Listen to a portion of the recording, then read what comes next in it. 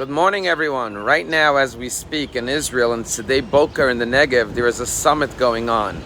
And a beautiful picture emerged of 6 leaders from Israel, Egypt, Morocco, Bahrain, United Arab Emirates, and the U.S., all holding hands together, forming an alliance and a peace treaty. And in a world with so much bad news, this is such a welcoming, refreshing image to see how mankind can make peace rather than war. This week's Torah portion begins with the laws of childbirth, which followed last week's Torah portion, which discussed the laws of kosher. And Rashi asks, why is it that the laws of humans follows the laws of animals? And Rashi answers that in the creation of the world, animals were created before humans, and therefore the laws of animals precede the laws of humans. But then the question is, why did the creation of animals precede the creation of human beings, of Adam and Eve? And here the Talmud gives a fascinating answer. The Talmud says that when you have a party, the last person to arrive is the guests.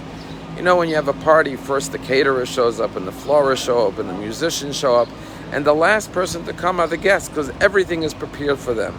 So too, when God made the world, the man, human beings, were the pinnacle of creation. God made everything for them, and therefore God prepared everything in advance. And when Adam arrives, the whole world is created for him, to tell him how important he is. And therefore, the Talmud says every person should say, the world was created for me. On the other hand, the Talmud says, if a person does not live up to their divine image, if they do not reflect God's values, principles, morals, ethics in their lives, and they go contrary to the will of God, and they behave in contrast to their divine image, then God says, you are the last of creation, because even an animal, even a beast, is greater than you and precedes you. And this is what the Talmud is saying, that every human being could be like an angel, that the whole world is worthy of being created for them, or worse than an animal, because animals don't choose to do evil. They just follow their instincts. But a human being could be lower than an animal, and as the Talmud says, to such a person we say, even a mosquito, even a cockroach is greater than you and precedes you. When we look at the human condition, we find that on the one hand, we are Adam, meaning Adama le'elyon, in the image of God. On the other hand, we are Adama, we are earth, soil from the earth. We could be as low as the earth, or we could be as high as the angels. Matter of fact, there are 2 words, soil and soul. Every human being is made of soil and soul, dust from the earth and a divine soul imbued in that physical body. But the difference is that in the word soil versus the word soul, instead of having an I, which is in soil you have a you. When we focus on ourselves, it's soil, it's our earthly condition. When we focus on you, on God, on others, our fellow man, loving our neighbor, then we are expressing our soul rather than our soil component. When I was a rabbinical student in Melbourne, Australia, I went to conduct high holiday services in Tasmania. This was back in 1992 as a rabbinic intern. Tasmania had an old synagogue that we led services for the Jews of Tasmania. But I never saw something that I saw in that synagogue. In this old Tasmanian synagogue, Tasmania was the place that in Australia they would send all the convicts, all the criminals, they would send them there as a prison.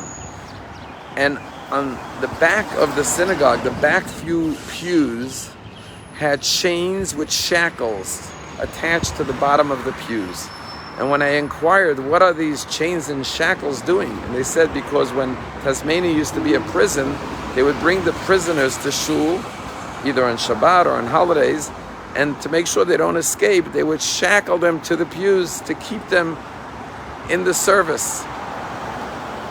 And that is the image of the human being, that even a human being that has degraded themselves to the point that they're a criminal, that they're a convict, that they're in prison, That is the expression of the physicality of the body, of the animalistic instincts that they have.